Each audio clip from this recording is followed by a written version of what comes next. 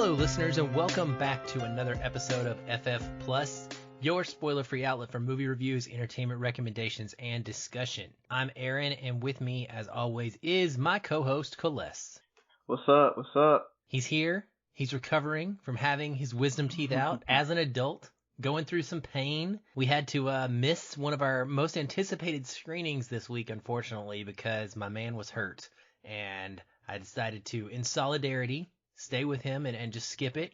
So maybe we'll catch up with that one later on here in a few weeks or something on our own. But yeah, we didn't get a chance to see The Green Knight, so no Green Knight review from us this week. But like all of you, or all of you that are cinephiles and know it exists, because anybody out there listening that is not like part of the film Twitter world probably has no clue what the heck The Green Knight is. But yeah, for those of you who do know, we too are excited to get a chance to see it eventually. But we have 3 films to talk about today, and we are going to just go ahead and jump right in. We're going to get started by talking about Batman: The Long Halloween Part 2.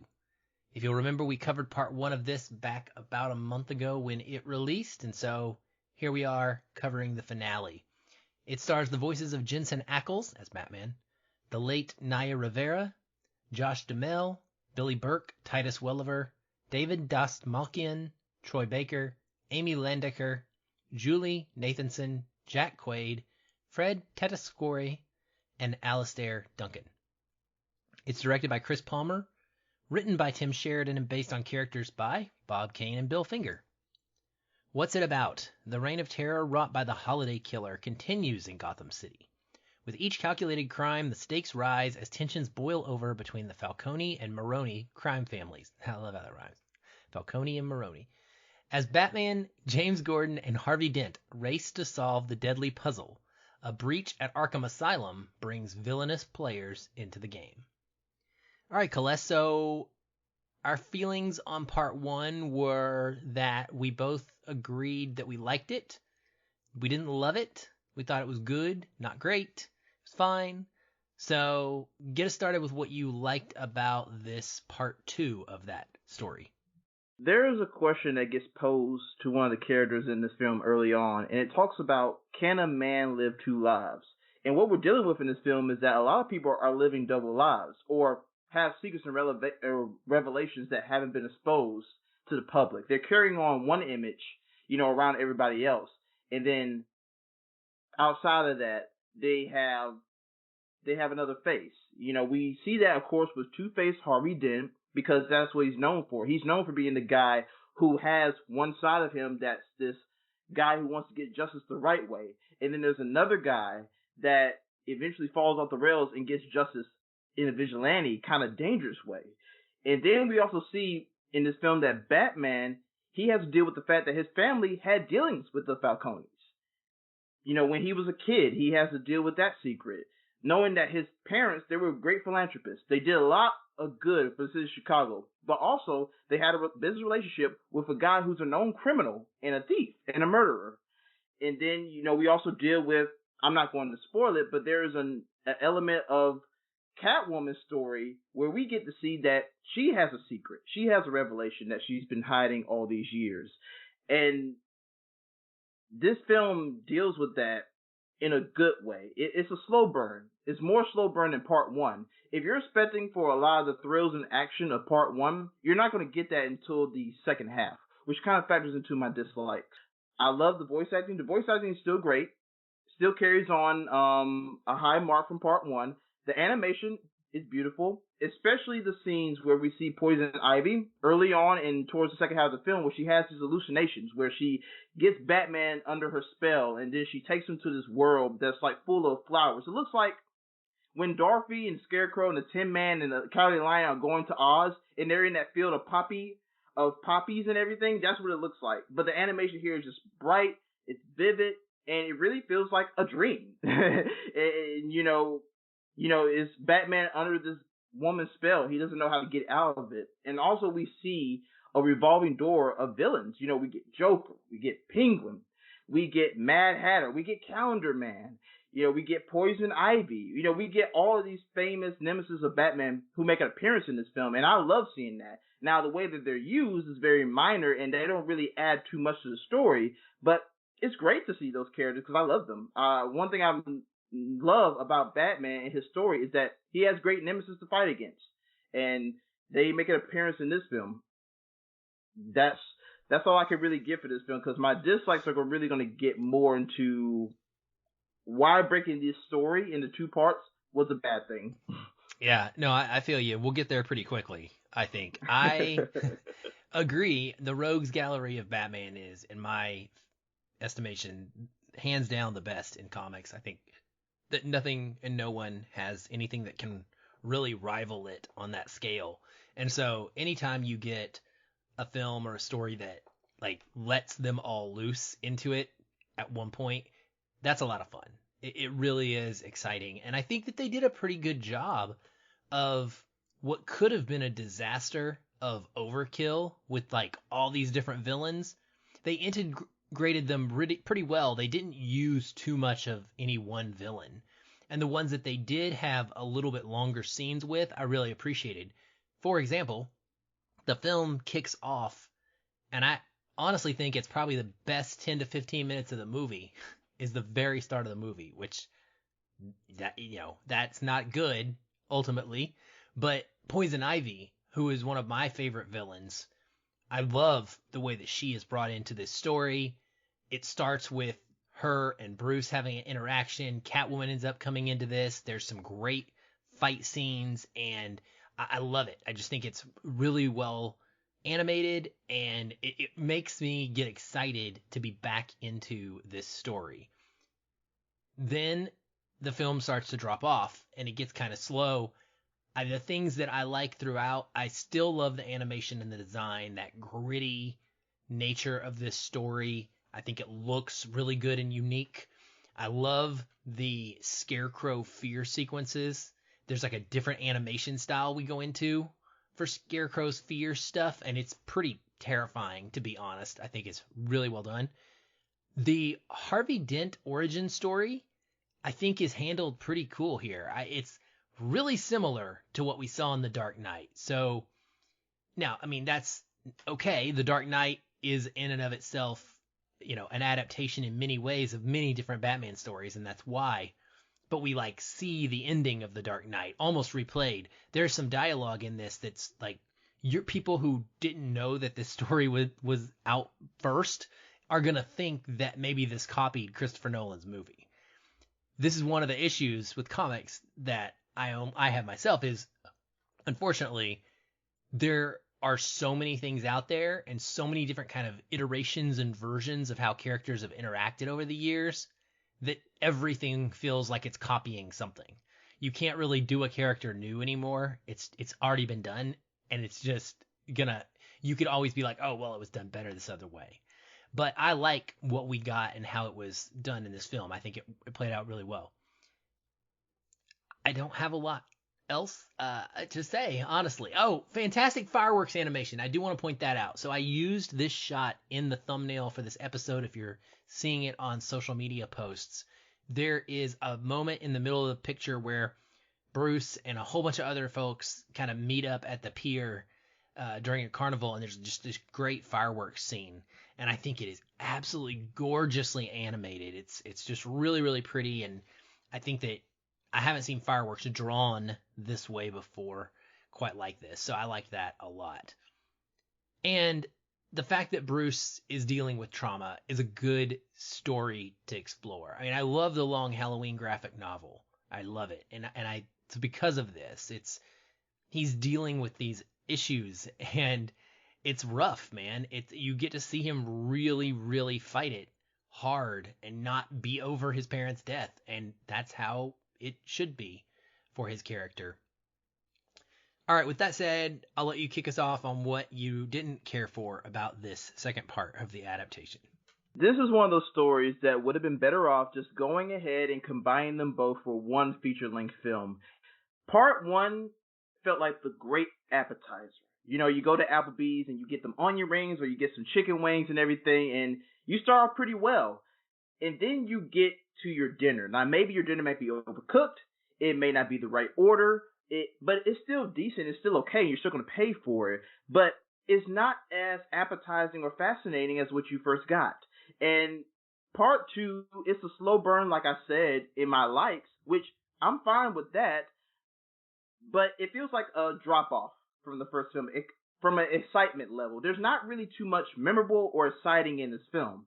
It feels like it's going through the motions, especially during the first half. I was waiting for something to get jump started. It felt like that it was kind of just like developing too much, just going through the motions, taking its time and getting into the big moments. We still have the mystery of who the holiday killer is, but yet the film it doesn't go off with a bang. And I felt that this part two should go off with a bang. Usually in part one and part twos of films, part two is really the one that sends it off in a big way. This is the one that's going to end with a great climax.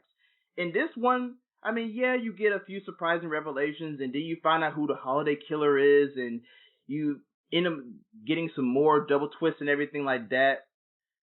But at what end are you going to come back and really watch this? Because I feel for part one, I definitely would go back and watch it. It's a great mystery. It's a great mystery film, and it has a lot of excitement in it, and a good batch of characters.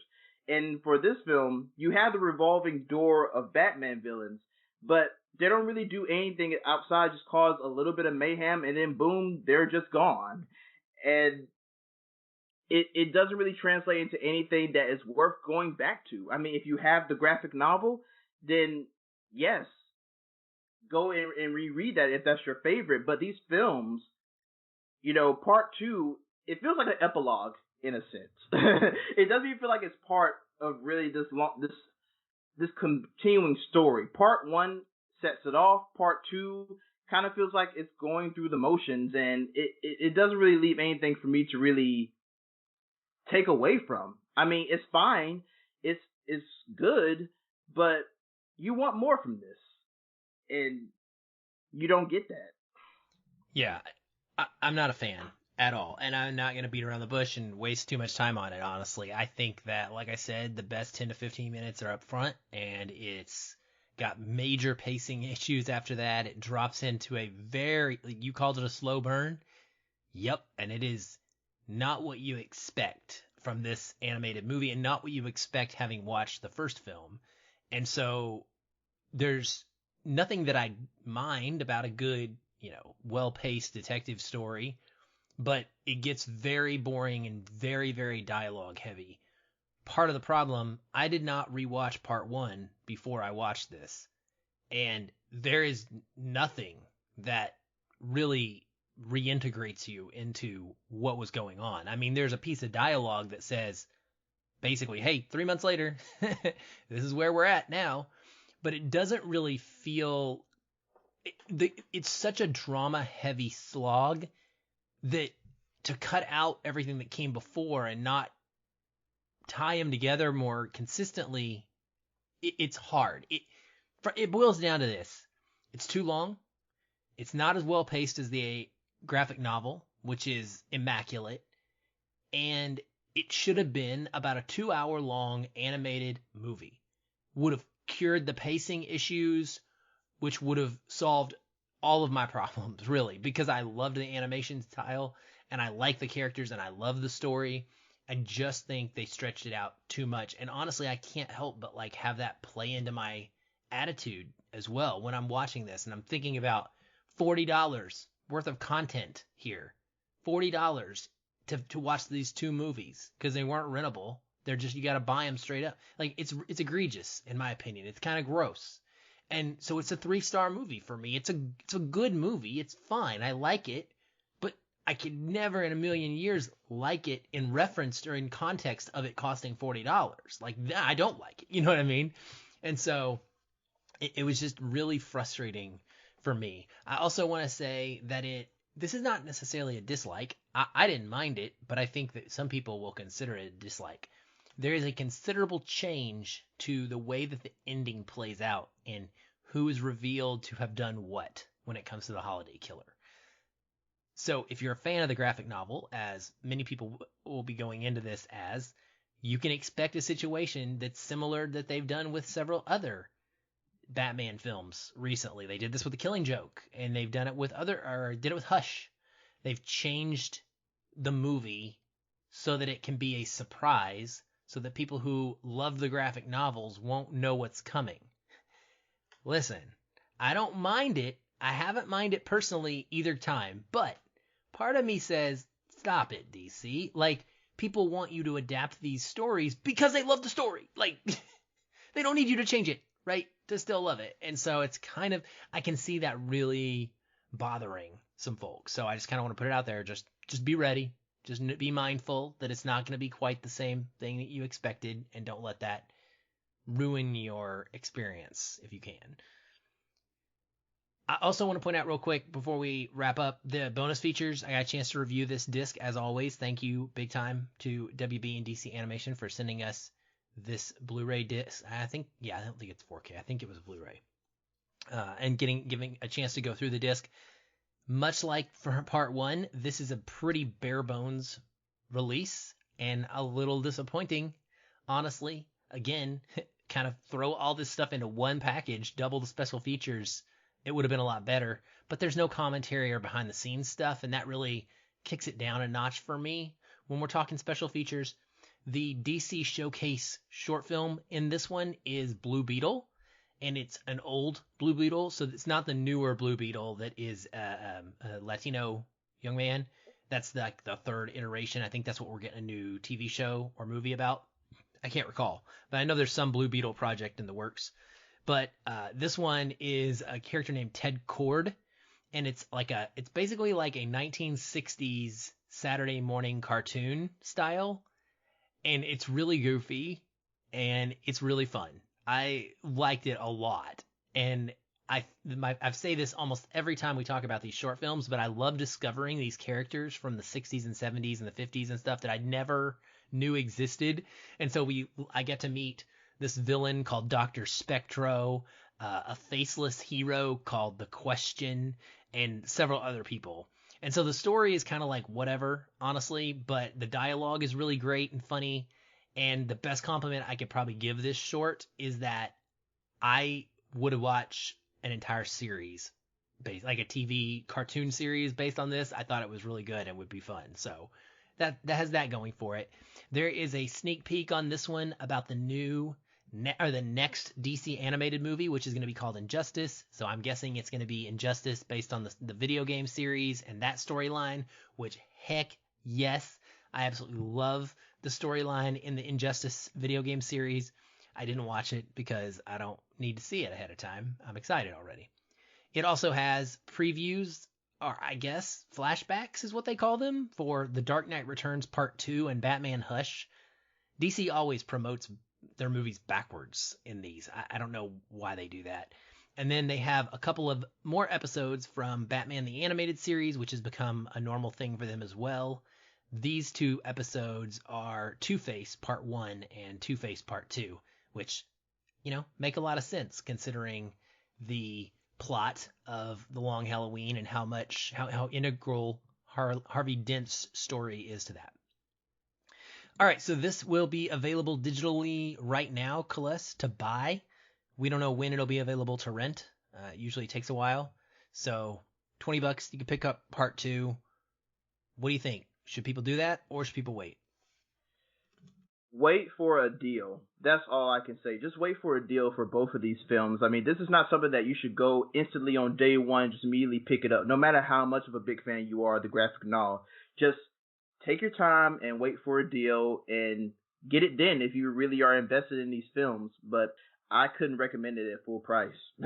Yeah, I'm with you 100%. I can no longer recommend it at full price. I think we were both maybe a recommend on the first part, and I almost feel bad in hindsight because now people may have spent $20 and they're going to be like, well, I want to see the end. Well, just wait. Do yourself a favor. You're already out $20. Don't give them more, and let them know that it's a thing that we want them to do more of. So I say absolutely do not do it. I say vote with your dollar. Tell them this is not an acceptable way to release films, to give us one film at one time all together like it should be, and move on. And then see this later down the road, because it is decent. It's fine. It's good. All right, let's move on to movie numero 2. This movie's called Vivo, your favorite, a musical. It stars the voices of Lin-Manuel Miranda, Yenerle Samo, Zoe Saldana, Juan de Marcos, Brian Tyree Henry, and Gloria Estefan. In addition to Nicole Byer, Michael Rooker, Leslie David Baker, Katie Lowes, Olivia Trujillo, and Lydia Jewett. It's directed by Kirk D'Amico and written by Kirk and also Chiara Alegria Hudes. What is it about?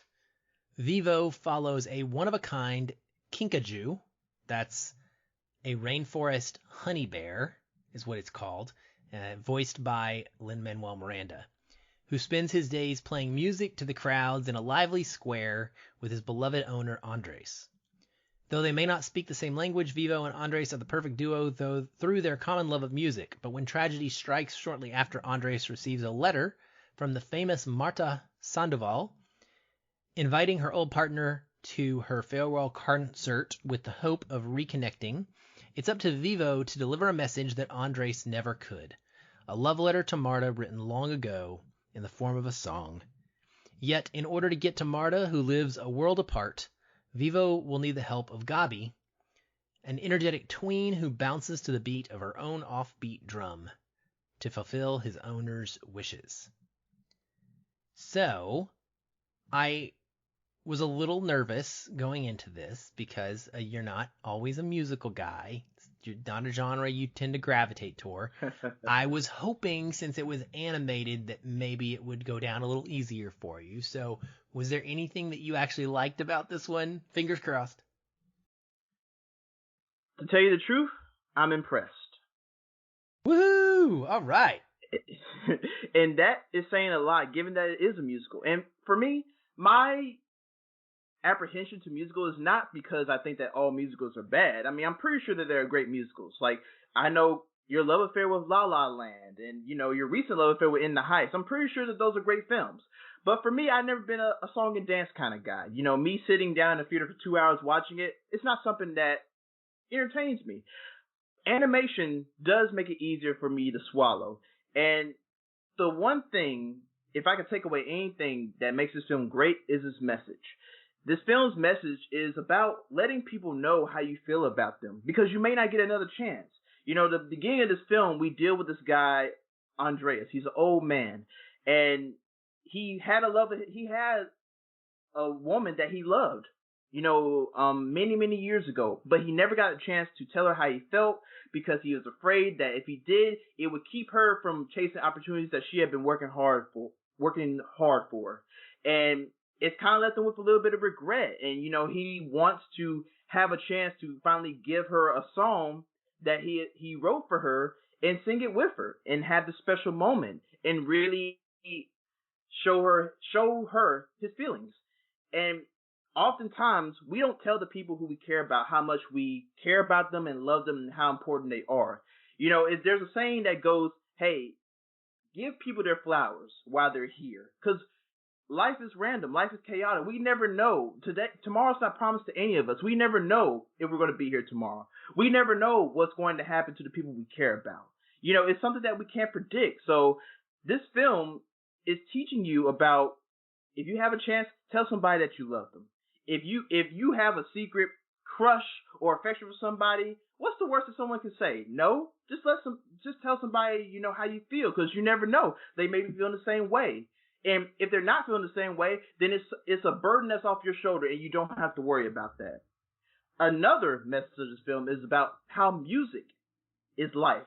Music, we can often live, even when we're dead and gone. Music is something, especially if you're a musician, that can carry you on for generations. It's something that can be remembered by.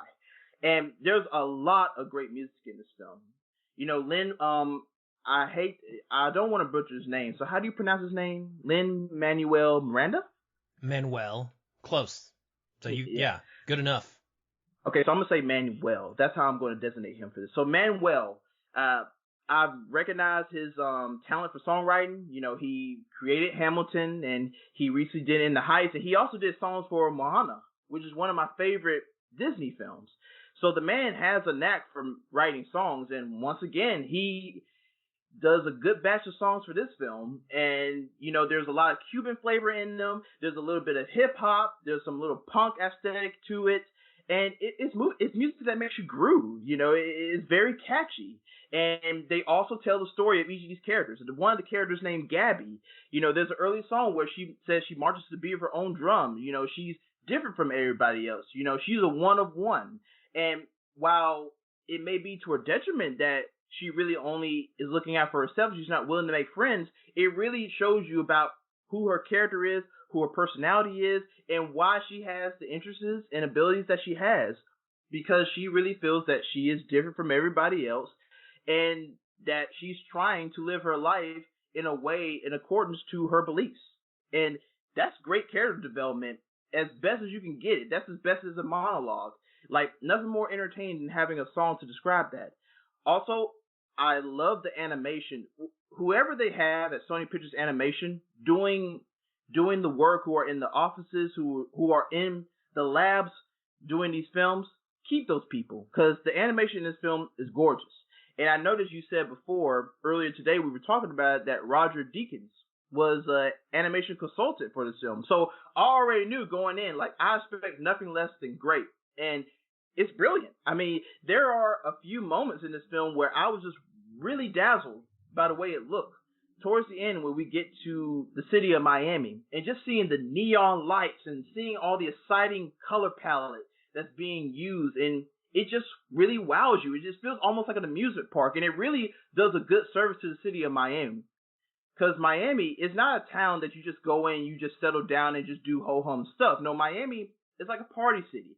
It's a city that's got a lot of things going on, a lot of exciting things going on, and it's well represented in this film. And another good aspect of this film as well is the voice acting. You know, we see Manuel. He plays a what is it called? I know it was called Parrot at first, but that's not how you call it. No, he's a kinkajou. Okay, Kinkajou. Oh, Kinkajou. Kinkajou. How do you pronounce it? Kinkajou. Okay. It kind of rhymes with Pikachu. Yeah, close enough. Call him a honey bear. Yeah, so I like that when he is talking to someone who's not familiar, he goes into his normal animal voice, but then when he gets comfortable with people, he is able to communicate with them. He's able to communicate with humans. He has a bond that's stronger than just someone being a human and someone being an animal. And then, you know, we have Zoe Saldana. She's in here. We have Gloria Estefan, that's a name I haven't heard of in a while. I remember Gloria Estefan was a big name in the 90s and everything when it came to music. So it was great to see her in this role, in this film.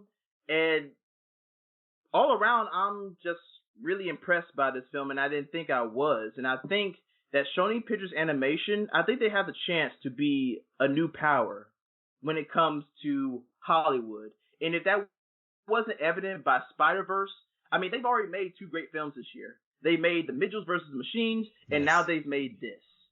Yes, absolutely. I completely agree with you. I think it's awesome. They're trending, in a great direction right now, and I loved it. I liked it. Much like The Mitchells versus the Machines, it is kind of surprising to me how much I liked it. I would relate this, or compare this, I should say, to the old school Disney movies of the 90s with regards to its musical nature.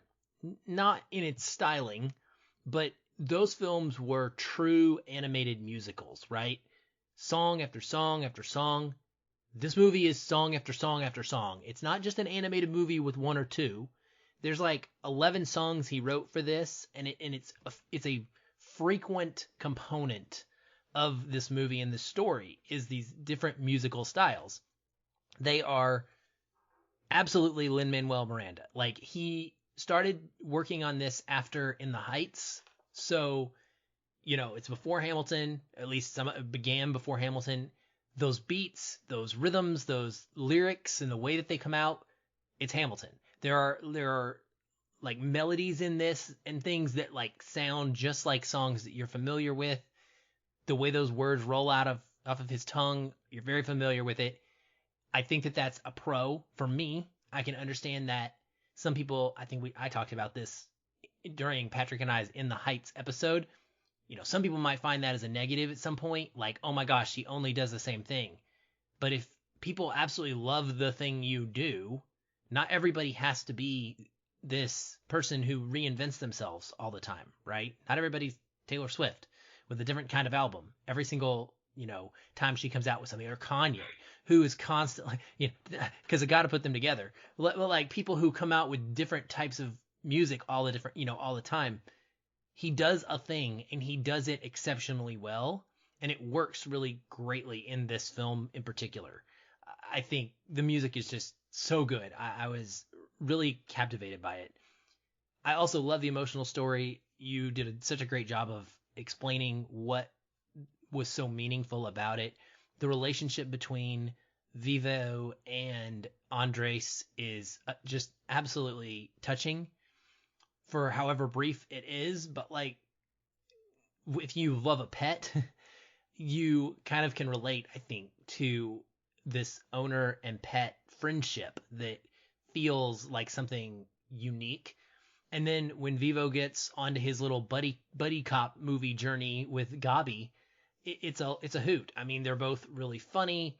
They have this shared love of music, but very different approaches to music. Vivo wants things to be structured and in very organized and routine. He's used to doing things a certain way, and Gabi's like, just whatever, man. A beat is a doesn't give a crap. And they have to learn to appreciate each other's methods and find balance. And I think that it's a really great message. They have to learn to improvise. It's just really darn sweet throughout, and yet it never dips into like a really young, silly sappiness to the romance factors either. It stays kind of like, I don't know, teen level for me in a way that I thought was really cool, even though it's going to appeal to all ages of child, from your 2-year-old all the way up to your teens. And I think that it's hard to make a movie that does that, and that they did a really good job accomplishing it. And so I think it's great. I'm a huge fan, and yeah, I have almost nothing bad to say about it. The only really thing that I can point to that I disliked, and I will say this with a grain of salt, but sometimes for me, you mentioned the difference in kind of how it sounds when Miranda is singing versus talking. When he's singing, I don't have a problem with it. It's fine coming out of this kinkajou animated raccoon-like animal. When he's talking as a human, it feels weird to me. Like the voice, there's nothing wrong with the performance. It's just that the tone, the sound of the voice to me does not look like that animal in a way that I easily have been able to kind of accept in many other animated films. It's a little bit distracting for me. A little bit distracting. I'm like, that's Manuel Miranda and he doesn't look like that, which is normally not the case. Like, I didn't do that with Zoe Saldana in any case, shape, or form. I didn't do that with Gloria Estefan. So, but for that, I was like, man, that's kind of weird. But other than that, small detail, I think it's really, really, really good, and I'm excited for people to see. Oh, I also really like Michael Rooker. Sorry, he is a noise-hating python in the Everglades, and I think he makes a really good villain. Just the way that his voice works is just perfect for a bad guy. Is there anything you didn't like about it? Now, I forgot to add something to my likes, which is how much I love this film, is that we always talk about representation. We always talk about seeing different voices and having different kind of ethnicities being represented on screen. And this is just like In the Heights, this is another great example of that. I love seeing movies like this where we get to hear different kind of music and see different kind of groups of people be able to have their moment in the sun. Now, on my dislike, this is going to be like a nitpick, and this is going to be a little bit of a comical nitpick. But I noticed with the character models, I just kept looking at their feet, because their feet were very, very small in proportion to their body. And I know that a lot of people are going to going to not even like bat an eye at that. But for me, I'm a details kind of guy, and just seeing the characters walk around and their feet being so many and little, it was like, oh, that it sticks out a lot. But like I said, it's just a minor nitpick. I mean, I guess I had to pull something out of the hat because I couldn't find much to really dislike about this film. Absolutely, man. Absolutely. So I think it's awesome that we're both on the same page here. I certainly was not necessarily expecting that, and so it's a welcome surprise. This will be available globally on Netflix on August the 6th. So are you feeling it? Do you think people need to check it out? I am strongly feeling it. Everybody needs to check it out, especially if you're a fan of musicals and animation. This is right up your alley. Copy that. I agree 100%. Families, get this one on your radar. Schedule your Friday night. Get your kids on the couch. Pop some popcorn. Have a blast. They'll be singing the rest of the night and wanting you to go get them a little monkey as a pet. But still do it anyway. Don't worry. It's okay. Well, speaking of monkeys, we're going to move to our last but not least film, the biggest release of this week. That is not an indie film, I should say, because The Green Knight is the most anticipated by critics, but most audiences are probably going to point to this as the biggest film of the week, which would be Disney's newest adaptation of a ride at one of their theme parks, Jungle Cruise. This stars Dwayne Johnson, Emily Blunt, Edgar Ramirez, Jack Whitehall, and also Jesse Plemons and Paul Giamatti. It is directed by Jaume Collet-Serra and is written by Glenn Ficarra and Juan Requa and Michael Green. What is it about? Join Dwayne Johnson and Emily Blunt for the adventure of a lifetime on Disney's Jungle Cruise, a rollicking thrill ride down the Amazon with wisecracking skipper Frank Wolf and intrepid researcher Dr. Lily Houghton. Lily travels from London, England to the Amazon jungle and enlists Frank's questionable services to guide her downriver on L'Aquila, his ramshackle but charming boat. Lily is determined to uncover an ancient tree with unparalleled healing abilities, possessing the power to change the future of medicine, aka the Tree of Life, aka the thing that people are seeking in every adventure movie. Thrust on this epic quest together, the unlikely duo encounters innumerable dangers and supernatural forces, all lurking in the deceptive beauty of the lush rainforest. But as the secrets of the lost tree unfold, the stakes reach even higher for Lily and Frank, and their fate, and mankind's, hangs in the balance. All right, man. Well, I haven't got a chance to talk to you about this one, so this will be me finding out what you thought about it for the first time as well. So, what did you like about Jungle Cruise? Usually in films that are dealing with characters searching for a treasure, it's all about getting a treasure that's going to enrich their lives, that's going to make them rich, that's going to make them powerful. And that's usually what we're following as an audience. But in this film, I like that, the characters are actually going for a treasure that's going to bring hope and blessings for millions of people around the world. Emily Blunt and The Rock, they're on this journey to find Tears of the Moon. And it's this tree that has these enormous healing powers that could change medicine forever. And, I think about, because I equate a lot of films to real life, I think about things like this. And it would be great if we had something like this.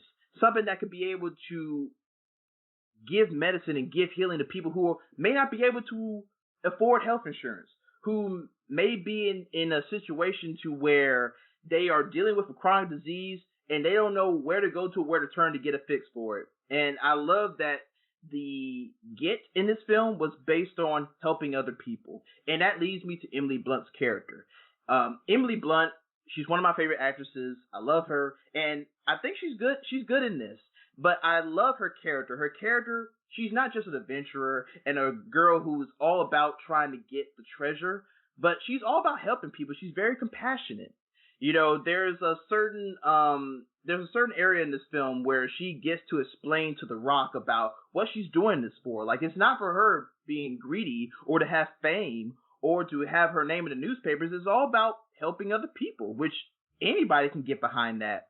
The Rock, I know people have their problems with The Rock. I love him more than I don't like him in films, and I really like him in this film. He's good corny. Now, there's a thing between being corny, bad corny, and good corny, and I think he's good corny in this film. There's a scene where he just goes off and he's rattling off these just bad jokes, but the way he's delivering them and the way he's buying into them just really sells it for me. I think he tells a joke about, oh, I had this girl, she was cross-eyed. We didn't see eye to eye.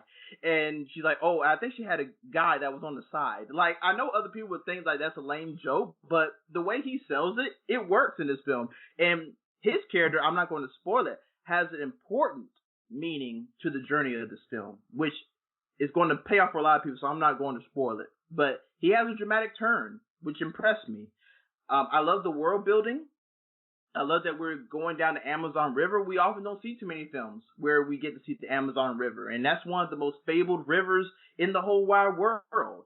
And this is a film that doesn't take itself seriously. Oftentimes, I've been seeing a trend where Disney will take a property and they'll try to go deep and dark with it. Cruella. But I love that this film really takes advantage of it being silly, not taking itself too seriously, and is totally marketed towards kids. But I think adults who, especially who have been to Disneyland and grew up on Disney films, they're going to find a lot of joy in this film. They're going to find happiness. They're going to find a lot of laughs. And they're going to find a little bit of excitement. Yeah, a little bit of excitement. I agree. Okay, so, it's interesting that we talked about musicals and you not liking musicals and having a reaction, that was different than what you or maybe normal would be. I love this genre. This is among my top 3 type of films probably ever, is the adventure movie, the treasure hunting movie, and that extends into all media. So it's one of my favorite types of video game as well. And just in general, I get swept away by this exploration aspect. And so I was reluctant going into this because this screams cash grab to me. It screams it worked with Pirates of the Caribbean, and so it can work again because it's The Rock. And it felt like that in every way to me, but I'll get into that later. So what I liked about it is, you mentioned this, The Rock. Like, it's hard for me to ever hate a movie The Rock's in or to not like it. There's, on some level, it's going to be entertaining because he's there. There is a baseline he has for being in something, and studios know that. It's why he's in so many movies, right? Yes, he plays a very similar character in almost all of them, but that's because fans enjoy that, and he's good at that. He doesn't need to be everything else. He doesn't have to be this super dramatic Oscar-winning actor that can transport himself into this, change his body and become Matthew McConaughey type actor. That's not him. What he does is he does really well. The jokes, you're absolutely right. They're absolutely horribly bad dialogue jokes, but it's in service of the character intentionally. They're not poorly written jokes that they thought would be funny. They're dumb jokes because the character is intentionally spitting out dad jokes, right? And he is the perfect person to sell those. I agree 100% with you. And it fits the character. He is a riverboat tour captain. And if you've ever gone on the Jungle Cruise ride at Disneyland or Disney World, that's what this ride is. It's got it's based on the ride, right? It's got a captain who sails you around or whatever, and tells dumb jokes and says things like, on my left is the Amazon River, on my right is, like, he's intentionally playing off of the ride, which they should, because it's an adaptation. So his and Emily Blunt's chemistry, I thought, was fantastic. They carried me through the film. It's fast paced. I mean, it starts fast and it never really lets up. And I liked that as well. That helped me get through some of the parts that I didn't like as much because it just kept moving along. And I appreciated that. Ultimately, again, with the baseline thing, it's a mythical adventure to find the Tree of Life. It's going to have silliness in it. It's going to have a lot of action. It's going to have some puzzle solving. Like, that's my thing, and I like that stuff, and I'm here for it.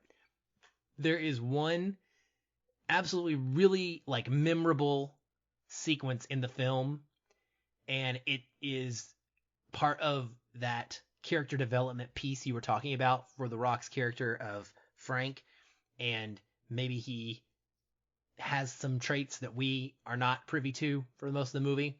There is this awesome use of a Metallica song that the composer actually, James Newton Howard, worked with the band to recreate this specific song and use in this one really impactful sequence of the film that helps kind of share this character surprise, and it's just a really emotional musical centerpiece for what is happening in that moment. And I thought it was outstanding. So that was like a real highlight of the movie for me.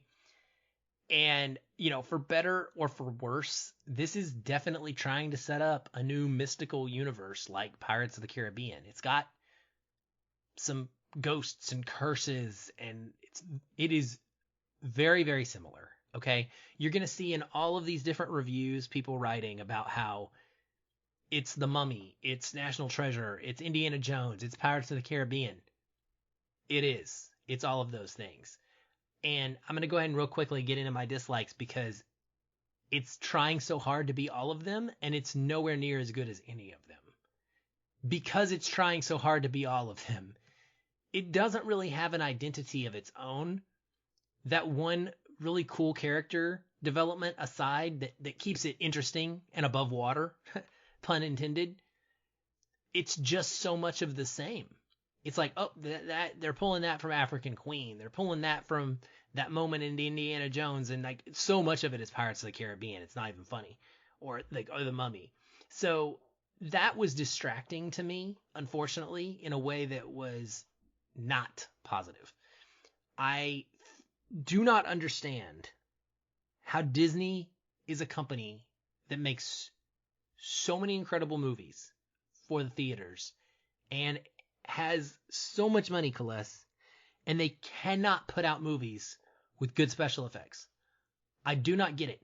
I complained about this when we saw Black Widow, and I'm going to complain about it again.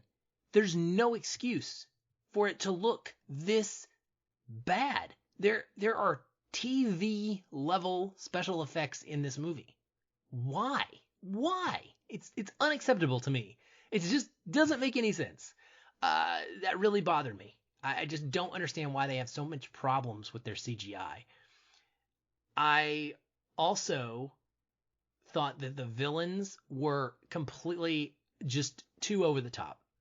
Giamatti and Plemons are great actors, and on some level they're still kind of hilarious, but they're so stupid and goofy and just and it goes to a place. Plemons' character and who he is, again, is another repetitive theme of like, well, of course that's what the bad guy is kind of thing, right? Because those guys are always the bad guys. And it's just, I don't know, it was tired for me. It was tired and didn't do anything outstanding.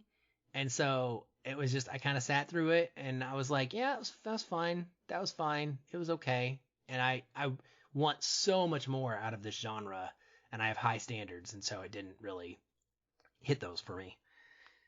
What bothered you about it?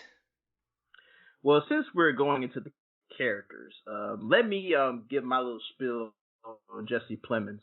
Jesse Plemons is a great actor. We can both admit that. We've loved him in a lot of our films and TV shows we have seen, but his act in this film, I really got tired of it very quick. Like, he's this guy who's speaking with this heavy German accent.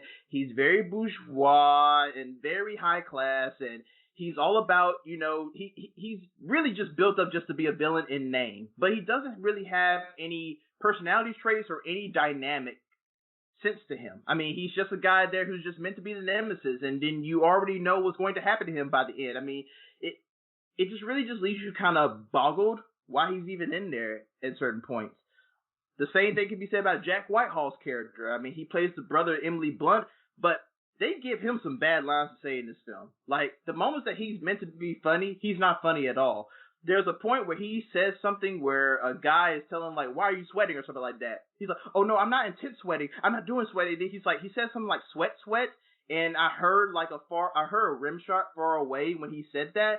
And then there's another point he says, after being scared by something, he says, my eyeballs are sweating. I was like, okay. Like I said before, there's a difference between good corny and bad corny. And his character had a lot of the bad corny lines in this film. And honestly, this film would have worked. This film would have been better without him. And honestly, I don't even know why he's even in there. I mean, I kind of forgot about him as soon as I stopped watching the film. You were right when this film doesn't have an identity. After the first 20 minutes, I was thinking to myself, you know what? They're trying to do some Indiana Jones things. They're trying to do the Mummy things. They're trying to be Pirates of the Caribbean. Like, this film does not have a singular thing that it does on its own that's new. I mean, it's taking away a lot of the things that made other great Disney films classics, a lot of the things that made other great Avengers films great, and they're trying to put them in this film, but it's not done as well. And it kind of leaves you wondering, like, well, what was Disney trying to accomplish with this?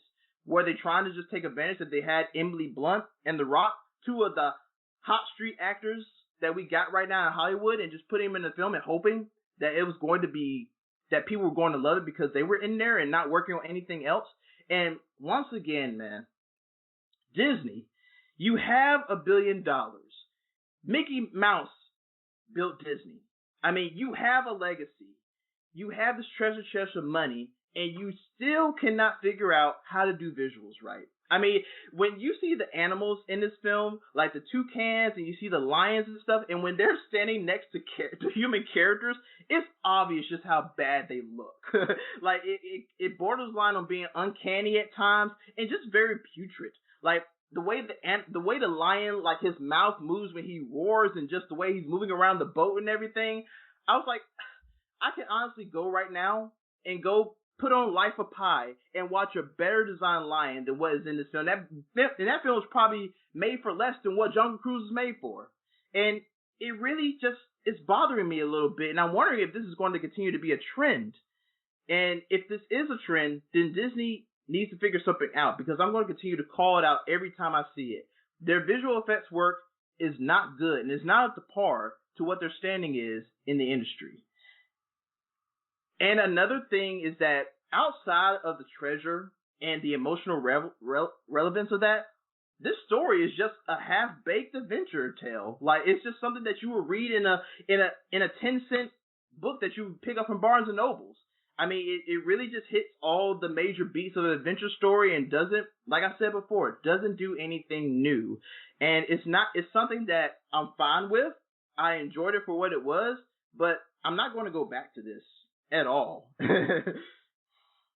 Yeah, no, I mean, I'm very much feeling the same way, which is frustrating because it's a kind of movie that I want to be able to revisit. It set me back off, right? Every time I watch a movie or do anything, play a game that's similar to this, I get on a run. And I started watching more adventure movies this week because I wanted to enjoy some. And I mean, I watched the old Journey movies. Journey to the Center of the Earth was in 2008 with Brendan Fraser, and then there's a sequel, and I think 2012, and it had The Rock in it, right? And it's got even worse overall visuals probably, but I loved it. There was something about the storytelling and the way the movie was made. It had heart. It had heart, and it just felt like they were trying. And Disney just never feels like it's trying anymore right now. It just feels like this was just kind of thrown together. What I will point out, one more thing that we didn't mention, and we would be remiss. People like to say, oh, it was the first time Disney ever had a gay character. There have been plenty of films where they've had characters that have kind of tangentially been considered queer in some way. In this film, there is a gay character who comes out in the movie as gay. It's a very specific and lengthy scene. And I just wanted to point out that that is probably the first time Disney has actually been willing to do that. So good for them. They're putting that in there. It does carry through to the character and his entire demeanor over the course of the movie somewhat. And it has to do with his character development and where he is and how he's involved. But it was, nice of them finally to not just kind of make it a throwaway thing where you could kind of believe it and kind of not believe it. They made it very clear in this one. And so that was good for them to finally recognize that. Well, this one, Celeste, is available in theaters and on Disney Plus Premier Access, $30. on July the 30th. So, theater, buy it at home, or no thanks? Well, I'm kind of stuck in a catch-22 because I can't even really recommend this for a theater unless you're going to watch it in 3D. But it's not like the big-scale blockbuster that you commonly see with a Disney film. And you know how I feel about Premiere Access. I mean, not too many films are worth $30 at home. And I don't think, and this one is another one of those films. I really think that you are wasting your money if you spend $30 on this, even if you do have kids. So I'm stuck in a catch-22. I'm just going to say theater. I mean, watch it in 3D, maybe IMAX, then maybe you can get something out of it. But don't pay $30 for this. Yeah, I don't know either. I did watch it again with some family members, and they enjoyed it. So, and I like getting their perspective because they only watch the big movies. So they're that target crowd. They do catch up with indies and like award contenders at the end of the year, generally because I get all the screeners. So they like those movies, but for the most part, they're watching the big stuff, the Marvel, the Disney, the Fast and the Furiouses, the Top Gun Mavericks of the world, the big, dramas like Gone Girl and thrillers. And they liked it quite a bit. They thought it was a lot of fun. And I sometimes think that they're a lot less critical about things that I'm critical of. And so my guess, Kales, is that most families are going to get their money's worth out of this if they buy it and watch it at home as a crew. I think you would be just fine if you spent that same amount of money or maybe slightly more and went to the theater and saw it once. I think you'd probably have a better time. I don't think it's one you need to rewatch over and over at home. So with that regard, I guess I'm in the same boat as you. And even though I don't love it, I would kind of recommend theater because it would be, I think the theater experience, the loudness, the bigness of an adventure movie will help overcome some of those things that it's easier to be critical of when you're sitting on your couch and you're watching it in screener form like you and I took it in. So yeah, I'm going to lean theater as well, but with the caveat of don't expect greatness. Don't expect another Pirates of the Caribbean kind of masterpiece in the genre. Just have as much fun as you can have with it and then go about your merry way. Well, that's it for us, folks, this time on FF Plus. We hope that you found something that piqued your interest, and we would love to hear what you think when you do see any of the films that we discuss on the show. You can hit us up on Twitter at FeelinFilm or Black Nerd Magic. You can join the Feelin' Film Facebook discussion group. There's a link to that in the show notes. We also have a Discord server if you're into that. Look us up online, social media. We'll tell you how to get there. We will be back soon, of course. Next week, I think we've got the Suicide Squad and Free Guy coming at you at some point, so that should be entertaining. Until then, keep feeling film. Hey everyone, thanks again for listening. If you enjoyed the show, we'd love to hear from you. You can leave us a review on iTunes or wherever you're listening. These help increase visibility for the show and grow our community of listeners like you. We also invite you to connect with us further by joining our ever-growing Facebook discussion group. A link to that is in the show notes, or you can just search on Facebook and find us that way. If you'd like to continue the conversation with me, you can follow the show on Twitter at FeelinFilm, or connect with me in the Facebook group. I'm very active in both places, and I'd love to chat. And if you want to connect with me, you can find me at Shoeless Patch on both Facebook and Twitter, but be sure to tag me in any comments so that I'll be notified and not miss you. Once again, thank you for listening. We'll be back soon. Until then, stay positive. And keep feeling film.